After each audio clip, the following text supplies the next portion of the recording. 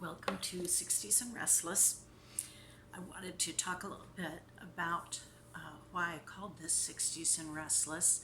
I felt like when I turned 60 that all of a sudden some things changed and you start to feel this restlessness or this unsettledness that is, I think, kind of a result of the interplay between hopes and dreams and all things practical and what can you really achieve.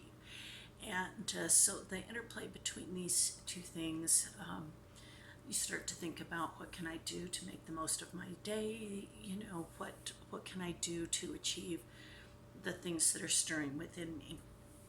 And so one of those things for me personally that has developed is this idea of a joyful journey or a pilgrimage of sorts. I had read that term, joyful journey, used as a description of pilgrimage.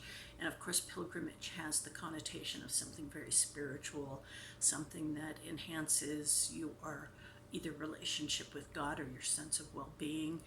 And so I wanted to talk about that a little bit today because I've gone back to Monterey, California 3 times now. It is what I consider my special place, at least right now. And so I had these articles that I've kind of picked from to discuss a little bit about what makes a place special.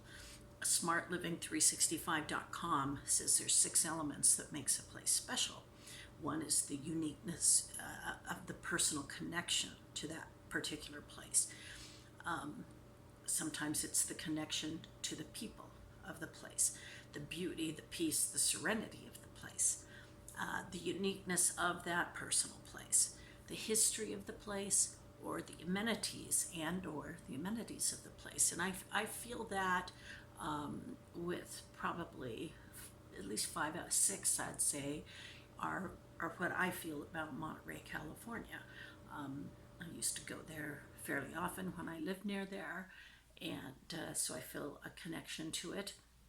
I've got great memories of the place, a lot of times raising kids, great places, friends. It was really good association as far as fun times, and beauty, serenity, and peace. That's all there. The history I feel kind of a connection to because Monterey is rich in California history, and I come from a pioneering ancestors, so I really find its history interesting as well.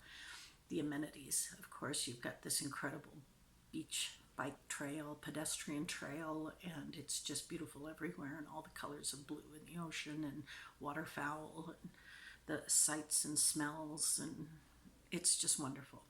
So that rings true for me personally. Also, an article from the UK's Daily Mail said, why going to your special place makes you feel better. Scientists used brain imaging to look at the effect of meaningful places. The brain's emotional response is higher towards special places than objects. So, I want grandmother's old chair. Well, places tend to be the things that we have a better emotional response to. 64% of people said the place made them calm. 53% said it helps them to escape life, but almost half said it helps them reevaluate their worries. And from maturetimes.co.uk, having a special place that's special to you is linked to higher happiness and life satisfaction.